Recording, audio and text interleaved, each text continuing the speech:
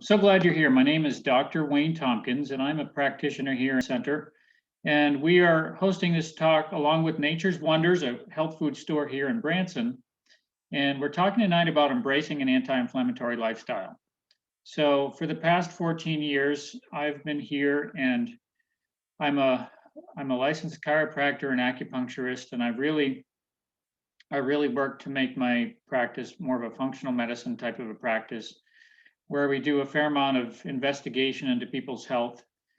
We don't see you as a spine or a specific organ. We look at you holistically, and we're really interested in getting to the root of what's going on. So about 11 years ago, I started using this program. It was an anti-inflammatory program in my office. And I'm going to give the go ahead to Heather right now. Heather Haygood, who is someone who's worked with this program and came to me in, I think it was March of this year. And I'm going to unmute you, Heather. And I'd just like you to share a little bit of your experience. Let me see here if I can, maybe you can unmute yourself there, Heather. Can you do that okay? Can you hear me? Yes, we sure can. Okay. So would you mind just sharing a little bit of your experience with us and how you embrace the anti-inflammatory lifestyle? Yes. You recommended that I get on this program about a year before I did. I'm not sure if you remember that. And I've always been really healthy. I can tell you initially why I came to see Dr. Tompkins is because I was having some pretty significant postpartum issues. I couldn't lose weight. In fact, it seemed like if I even looked at anything unhealthy, I would gain weight. But I didn't feel good emotionally. I didn't feel good. I was lethargic. And my entire life, I've been into fitness. I've always lifted weights. I've always been a runner. And I just wasn't the same after my baby was born. So that's what started my journey with Dr. Tompkins. And he pretty much immediately recommended the SHAPE program. And for whatever reason, maybe because I have never had food issues, I thought I don't need to do that. I'll do all the other things he says, but not the SHAPE program.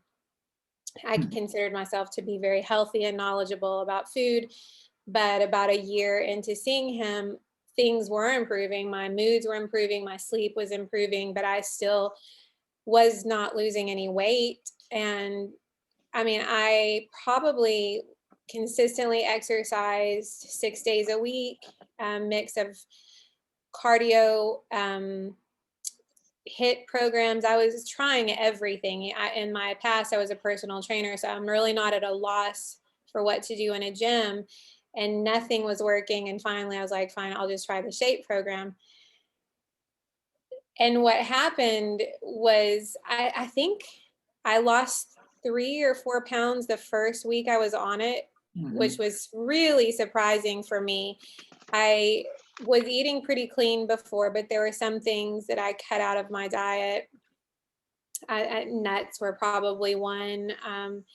I was resistant to incorporating more clean protein into my diet. I love my fruits and veggies. And if I could, well, that's basically what I was doing. I was basically eating fruits and veggies all the time. And I really saw a shift in my diet when I did what he told me to do, which is incorporate really good, clean protein, small portions. And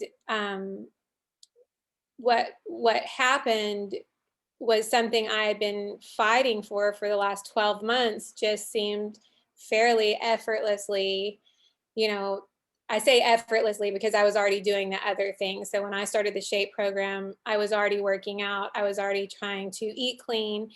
So just incorporating, making a few tweaks on my part and taking the SHAPE drops, my mood, and I thought I was doing well. That was another thing, my mood and my energy. I told him usually by 5 o'clock, 5:30 with the kids, I have a toddler, I'm wore out, but I was gardening and doing like laundry and cleaning until 10 p.m. And I was shocked because I had forgotten what it felt like to feel that good. And so I'm still maintaining those levels of energy currently. And aside from the weight loss, my emotional health has been significantly better post baby. So he's 4 now. So I've struggled with this since right after he was born. I am maintaining my weight. I haven't gained any more weight. My energy levels are still high. And, there's small tweaks that honestly, to me, some of them seemed kind of insignificant to me, but everything he has taught me and showed me to do has made a huge impact on my health. So, Heather, what was it your husband said to you, I think, after you were you kind of started doing this for the first 3 weeks or so? I think you told me, do you remember what he said to you? well, I mean, emotionally, I think that was surprising for both of us. And that was his main thing, is instantly he saw an emotional difference in Yeah, me. I was yeah. really struggling emotionally. I have a very specific pattern of emotion. I'd be fine for 2 weeks. I'd have 1 week where I just basically was depressed the whole week. Mhm. And that just, the first month I was on the SHAPE program, that stopped. I think So, I remember you sharing that he felt like the old Heather was back again. yeah. Yeah, Yeah, I was myself again. awesome. Yeah. Thank you for all of that. That's wonderful. I remember you were worried about some stubborn baby fat, and but in the process, the emotions got better, and just a whole lot of things got better. So Yes. thank you very much. Is there anything else you want to share before we sign off and let you go? Not unless you have any questions. I thought I covered it all. You did a good job. Thank you so Okay. much. Appreciate Thank you. your info. Okay, I'm gonna mute you off here now. Okay. So everyone, I wanted to start there because Heather needs to, well, she's got several kids she's got to watch tonight without a husband on board, and so we got to give her some time to do that. But I'm so glad you all joined. We're not just talking about Shape Reclaim tonight, which is our anti-inflammatory program here in our office, but we're talking in general about an anti-inflammatory lifestyle. And I want to talk to you about some of these different components. One is, how do you know you're inflamed? What should your fridge and pantry look like? And how does your, sorry, I got to move this out of my way a little bit. There we go. How does your gut affect your brain? And what is this program, Shape Reclaimed, and how are people changing their lives with it? And then why anti-inflammatory foods feed a healthy body and mind. So how do you know you're inflamed? Well, in Latin, the latter part of the phrase itis literally means inflammation. So you can add the word itis to any other Latin word, and you can get inflammation of that thing. So for example, bursitis is inflammation of the bursa, and the bursa is like a cushion around a joint. One of my favorites, which really tells us nothing, is when my patients come into me and say, my doctor diagnosed me with arthritis. Well, what does that really mean? Well, really all it means is that you have inflammation of a joint. Another one is colitis, or the large intestine, inflammation of the colon. And pericarditis, it's inflammation of the sac around the heart, the pericardium. And the list goes on and on. But that's not really what itis or inflammation is limited to. The reality is 99%, if not 100, of every condition starts in an inflamed, acidic environment. So as absurd as it sounds, if I wanted to grow a garden and I wanted to grow cancer, heart disease, stroke, bipolar, depression, anxiety, autoimmune disease, Crohn's, then I would start it in an inflamed, acidic environment. That's where I would start it. So yes, even things that are in your brain, anxiety and depression, are very much affected by the bioterrain of your body, how acidic and how inflamed you really are. So other conditions like high blood pressure, for example, is just purely inflammation of the intimal lining of the blood vessel, the inside lining of the blood vessel. So, for example, if you had high blood pressure, And it wasn't because you were going through an extremely stressful situation, but it was just what they call benign hypertension.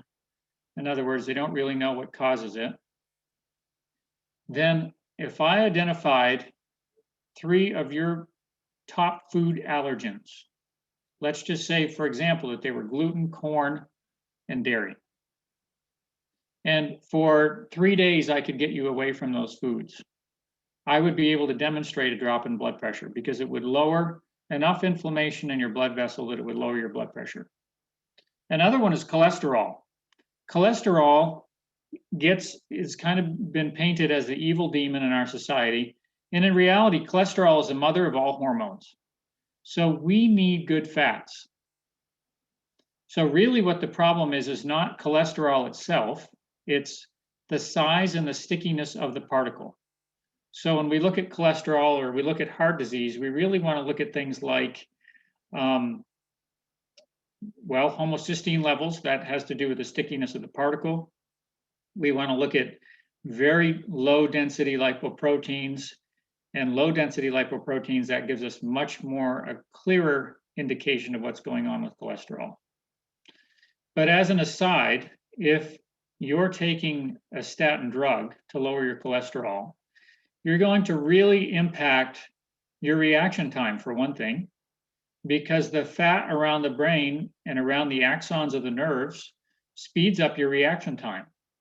So if you ever get behind someone in a car at a stoplight and it takes them 3 seconds to get the car in gear and move forward after the light has already turned green, we call it the statin stupor, because statins really slow down our reaction time. The other thing statins do is they tend to create a lot of musculoskeletal pain and discomfort. Again, because I believe because they're really affecting the axon of the nerve. They're robbing that fat. So the old food pyramid that we all were used to, that we grew up under, with the 4 servings of grains, I think it was, and then a lot less of even like of fruits and vegetables. Really, that food pyramid needed to be turned upside down, and it would have made more sense. So here are some clinical measures of inflammation. And so when we do lab work, we like to look at things like this. We look at something called C-reactive protein. And we like that to be a fairly low number. I remember a patient who had a C-reactive protein level of like 26, which is extremely high. We like it to be below 3 or 4, really. And he went on our anti-inflammatory program, and after about 6 weeks, it was way down in that range of 3 to 4. Profound difference in the inflammatory level of his body. Homocysteine levels, as I mentioned earlier, is like the stickiness of the particle. So inflammation does that. Cholesterol, we're looking at VLDLs and LDLs. Sometimes we look at the sedimentation rate. We call it the sed rate, ESR, and that's how quickly you clot. And then regularly in our office, we measure urine pH. We look at the pH of the urine. pH is so important, and we want it to be around 6.8 to 7. But many people are walking around with much lower pH. And an acidic pH, again, is the seedbed for pretty much every condition we know. So what should your fridge and pantry look like? Well, my wife and I had the really unique opportunity when we were fairly newly married to live in Italy for about 6 months. And it was just a wonderful experience. One thing that kind of blew our minds was the size of the Italian fridge. Here in the United States, our fridge, they're double doored. Some people's take up a whole wall. They're just huge. And in Italy, they're very small. They're like a smaller fridge that you would find probably more like in a small apartment, very, very small. And the reason is because they shop often. They shop for fresh fruits and vegetables. They go to the market, get fresh fruits and vegetables. They don't have just a whole ton of processed foods. Yes, they eat pasta, but their pasta over there is quite different from ours. It's not just, polluted with glyphosate, Roundup, and that type of thing. And so, and it hasn't been so biochemically engineered. So it makes a big difference. So fresh food versus processed. I love the quote that Dr. Todd Frisch made. He's the developer of the Shape Reclaim program that we learned about earlier. He said that man made food for shelf life, but God made food for human life. And so I really like that, because the reality is 100 years ago, when big companies like General Mills had to haul bread, for example, across the country in a semi, and then make it last on a store shelf for 4 or 5 days without spoiling, they had to really take the kernel out of that, take the good part of the food out of it. And then they had to put some things back in it to preserve it. And then they put a few things in it, like whatever they put in it, and they call it enriched. And they sold us a bill of goods, and we thought it was better than what we used to have. And it was far from that. One thing that's really fascinating is something called Kirlian photography. Kirlian photography is a way of really looking at what a whole food looks like. And you can take a picture using Kirlian photography, and you can see the energetic field around, like an apple, for example. So if you take an organic apple and you take a picture of that, you're going to see a shadow around that apple that's quite sizable. And it's really impressive. If you take a picture of a tree, you're going to see a shadow around that tree that's much bigger. And it's because it's a living thing with a high vibrational energetic frequency. And things that are synonymous with health tend to have a high vibrational energetic frequency, while things that are synonymous with disease processes and death have little to no energetic frequency. So when it comes to meats in our fridge, we would ideally like grass-fed meats, or like when it comes to chicken, free range, or something along that line. Probably a lot of us have seen some of the documentaries about how the mass of chickens are raised in this country and injected with hormones in order to enlarge the breasts and get them ready for butchering sooner and creating more of a market and a higher profit margin for the producer. And it's really, what we have to remember is anything that goes into those chickens goes into us. And the same with beef, the same with fish, whatever it might be, it goes into us. And so whether it's an antibiotic or it's a hormone, or in the case of fruits and vegetables, pesticides and herbicides, we take that on. And I didn't think about this as part of my talk today, but I should say also that anything we put on our skin, 60% of what we put on our skin, we absorb, and it becomes a part of us, whether that's makeup or sunscreen or whatever it is, it becomes a part of us. So we need to pay attention to that. I think this blew me away when I learned this. 80% of what's on a store shelf today did not even exist 100 years ago, because there's been so much engineering and processing of food. So the boxes and everything, it's profound. And so many of them have a long list of ingredients that really our body doesn't quite know how to handle. And we'd have to just call them toxins. The last thing on this slide, I want to talk about the consumption of sugar 100 years ago. It used to be about 35 pounds of sugar 100 years ago that the average American would consume. So if you think about those 5-pound sugar bags that you get at the grocery store in the baking aisle, you'd have 7 of those that you would consume in 1 year. The latest statistic that I saw from a reputable source suggested that Americans now consume on average 175 pounds of sugar, which just blows me away. I have it's kind of a little vase in my office, a little vial that, well, it's not little, it's pretty big. It's made of glass, and in it I have the amount of sugar that's in a soda. And it's actually amounts to 9 1/3 teaspoons. And the other day I had a patient come in, and he told me that he drank a 6-pack of soda every single day. And so I showed him that, and he was just dumbfounded. He had no idea that he was drinking that much sugar every single day. So some of the things we should keep in our fridge and pantry, the list of ingredients, it's so much better when the list of ingredients are short and simple. Fruits and veggies should ideally be organic. Now, I understand when maybe our supply is limited. What I do often with fruits and vegetables is I soak them, and for me, it's like a Kangen water machine, pH water that's, I think it's 12.5 pH. And it really helps take off some of that. But ideally, get organic. And especially with things like strawberries, the Dirty Dozen, I tried to get a source on the Dirty Dozen, and it seems like it's different depending on who you check with. But the Dirty Dozen is just a list of fruits and vegetables that are the most likely to be soaked with pesticides or herbicides.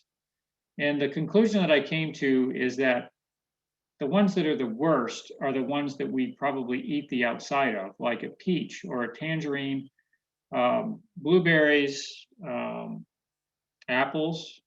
Strawberries are especially that way because they're porous, they absorb whatever you put on them. So pay attention to the Dirty Dozen.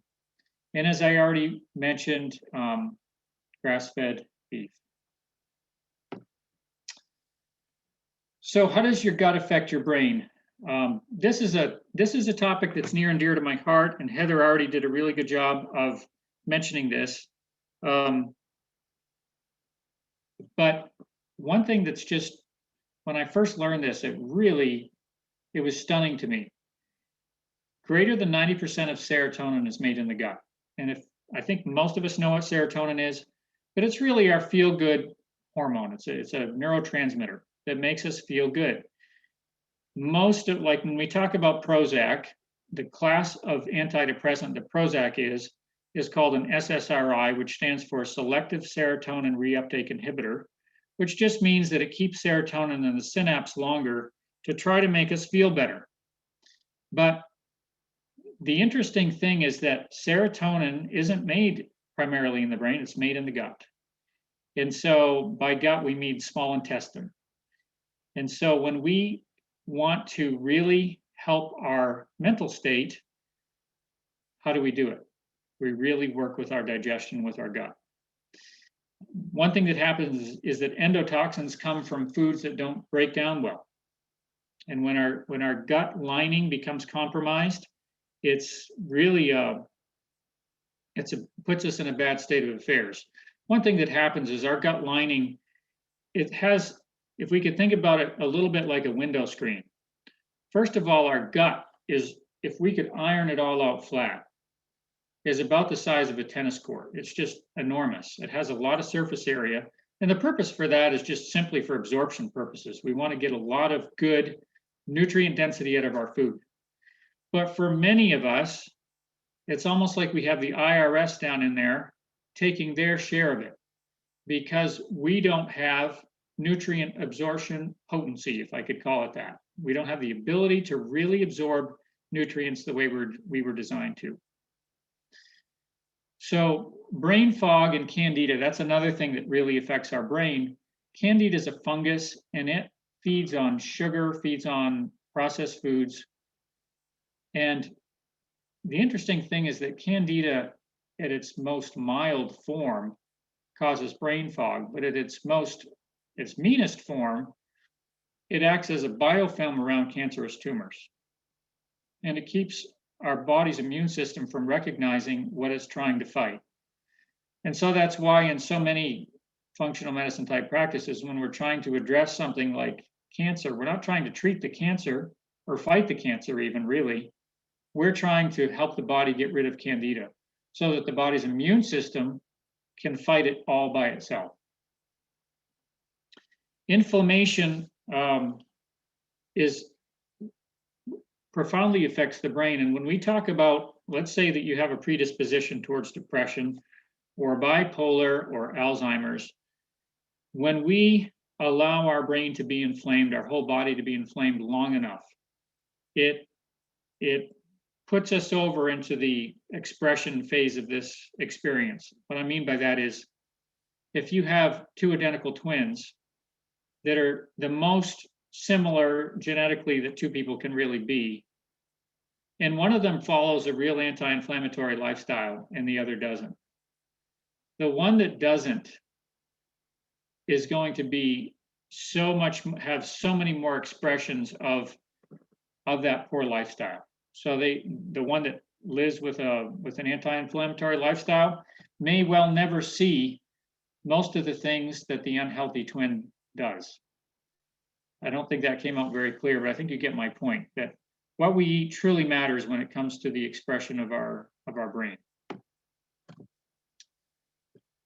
So this is when we talk about deep healing, it really happens over time with anti-inflammatory eating. I remember a patient that I had a number of years ago.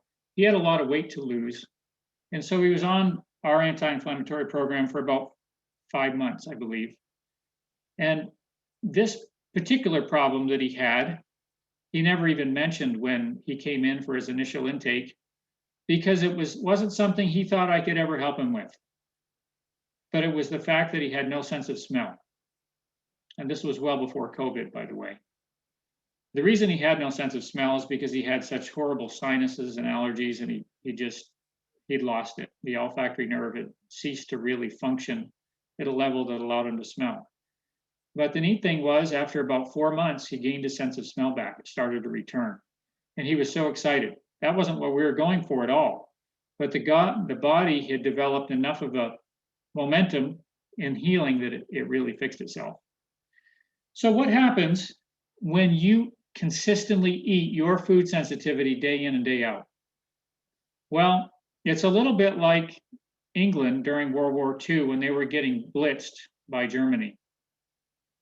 They didn't have time to build any bridges. They didn't have any time to patch any roads or to build any libraries, repair any buildings that were government buildings. They just had to survive.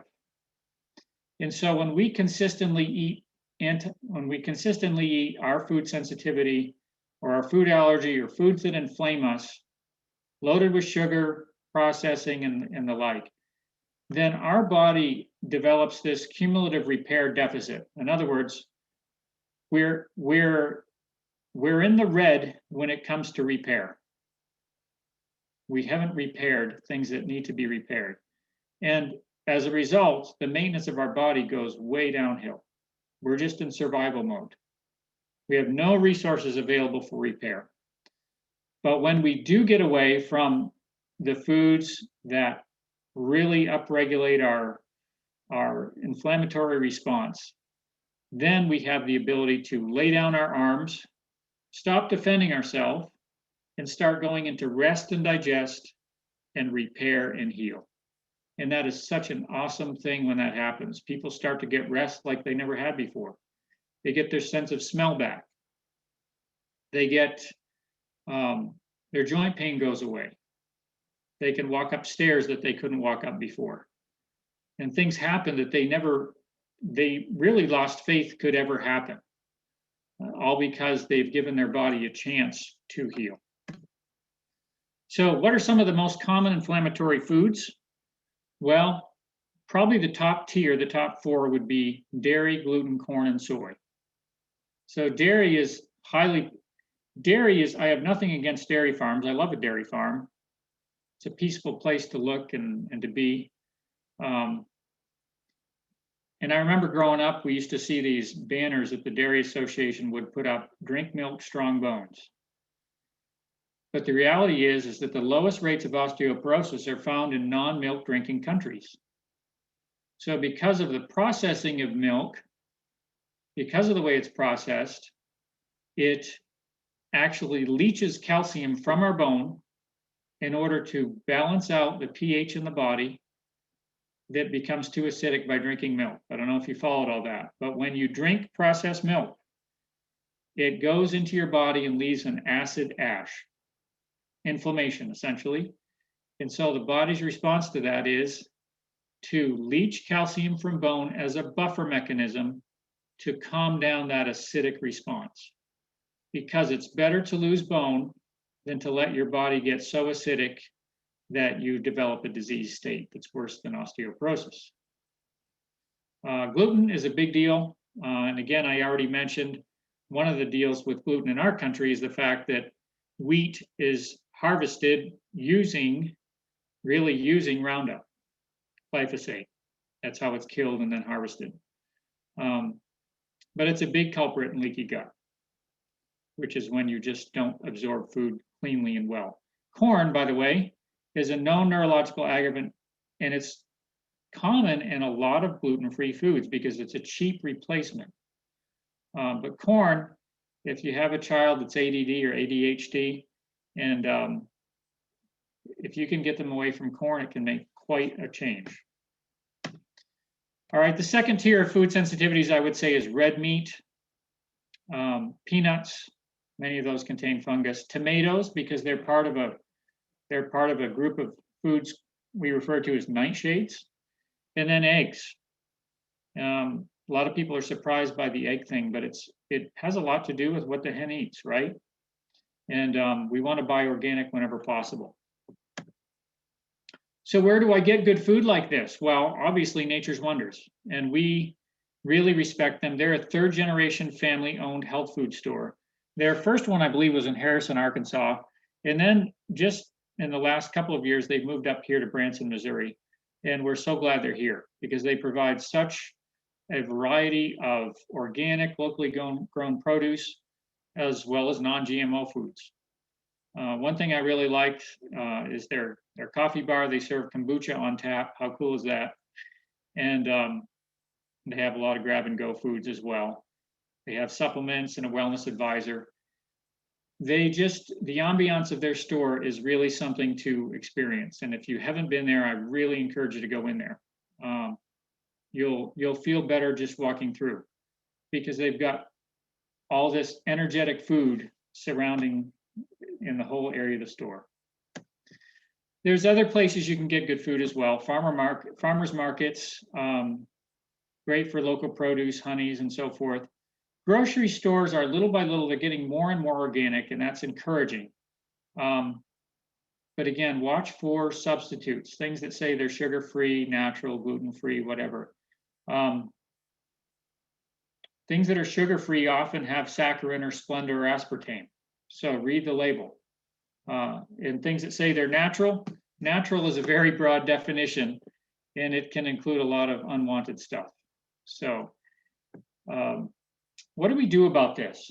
So if this is the case, as you notice, the list I just gave you, eggs, lean red meat, that type of thing, those things aren't necessarily bad foods. So what do we do? How do we know what our food sensitivity is? Well, I encourage people to get tested. We offer a test in our office that measures the IgG level of various foods, as many as 200 foods.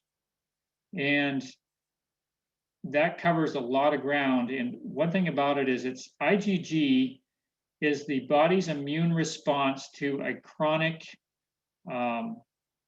inflammation. That's what it is. So it's when the immune system kicks into gear due to a level of inflammation in the body. And so we could also say that inflammation is the immune response itself. The thing I like about this particular test that we use is that it really specifies. It looks at acute, moderate, or mild. What is the value in that? Well, if it's acute, you pretty much want to avoid it like the plague. If it's mild, many times you can rotate it out of your diet and then back in maybe a few days later. Maybe have it once a week, but you don't want to have it every single day. I did one of these on a lady last week, and her findings weren't horribly profound as far as they weren't terribly severe. They weren't, none of them were severe. They were all mild. But when she looked at the results, she said, these are the foods I eat every single day.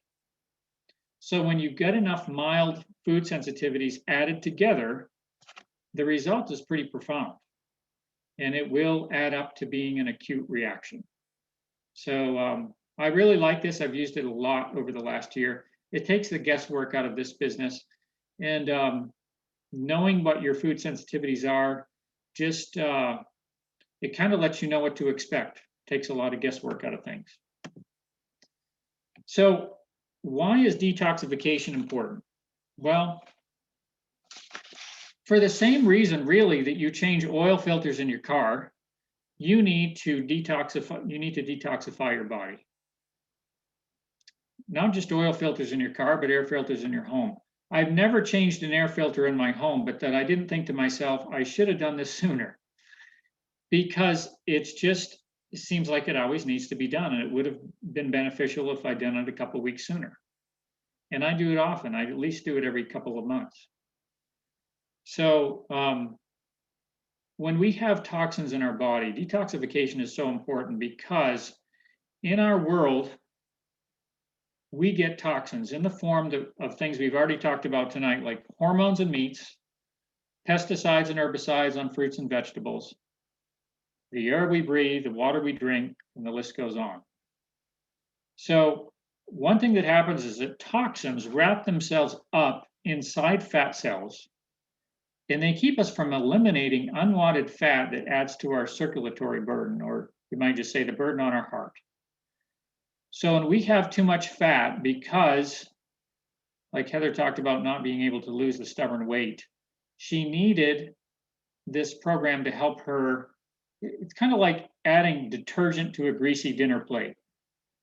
You can eat anti-inflammatory, and that's a little bit like running water over the plate. It helps. But so often we need something to make friends with the water and the grease. And that's what the detergent is like. That's what like a detox type program does for us.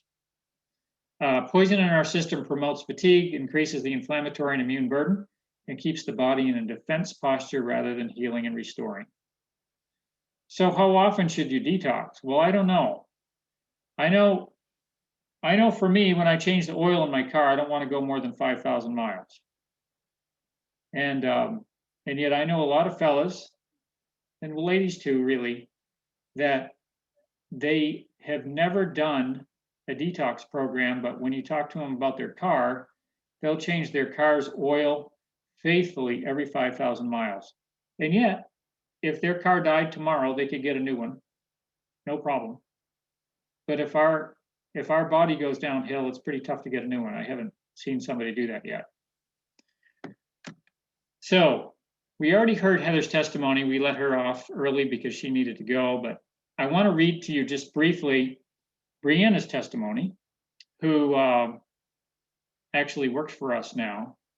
And she was diagnosed when she was in 5th grade with hypothyroidism, which just means her thyroid, the gland that sets the basal metabolic rate, was not functioning normally, and she was put on a medication. But what happened, in her words, were, I still gained weight seemingly no matter what we did. We, meaning her parents and herself. We tried Weight Watchers, the paleo diet, going gluten-free, keto, HCG, and so many other things. In my later years, I also struggled, in my later teens, I also struggled with headaches, irregular periods, fatigue, constant tiredness, brain fog, panic attack, and many other issues. I began to have a very negative outlook on life, on my body, and started having body images that were unhealthy very young. I felt that because I was overweight, I didn't have any value and was not someone that people would really want to associate with. Kind of sad. And yet she's a very vibrant young lady. Finally, at 20 years old in 2020, I moved to Branson and started working for Dr. Tompkins. We started to work on my nutrition, started on the SHAPE program. One of the reasons I started SHAPE, besides my overall health, is because there's type 2 diabetes on both sides of my family, and I wanted to avoid that at all costs. So with work on my nutrition through supplementation, doing NATE, which is a way of eliminating food allergies, and starting SHAPE in October of last year, I have lost nearly 50 pounds, have a clearer mind, more regular periods, almost non-existent headaches, rarely any panic attacks, more energy, and feel better. My mental health has improved significantly, and I'm so thankful for the progress I've made. So that's Brianna's testimony. That's pretty neat. So we can change the expression of our DNA if we take care of ourselves in a healthy way. So I want to just end tonight by offering to you a no charge, no obligation 10-minute consultation to discuss your health inflammation burden. I do this for people many times when they don't really have a direction to go in. And I'm not going to promise that I have the answers. I don't want to be so bold or whatever the word might be. I want to recognize that I may not have the answer, but I will tell you one thing, and that is that I will give you a direction to go in. If I don't have the solution, I will give you a direction to go in. And the goal is to help you have greater health and then vigor and vitality. So I do encourage you to take advantage of this. It's no charge and it's no obligation. It don't feel like you come into the office or you call that we're going to coerce you into something. That's not the way I work. I enjoy helping people. It energizes me, and it's really what my purpose is. So if you want to contact us for that, here's our contact information. You can go to the chat section and select my name, Dr. Tompkins, leave your phone number and name, and we will get back with you tomorrow. And that information is private as long as you select my name and not the whole group. If that's not convenient for you, you can call our office. I have the phone number there, 417-336-2620, or you can email tompkinswellness@gmail.com.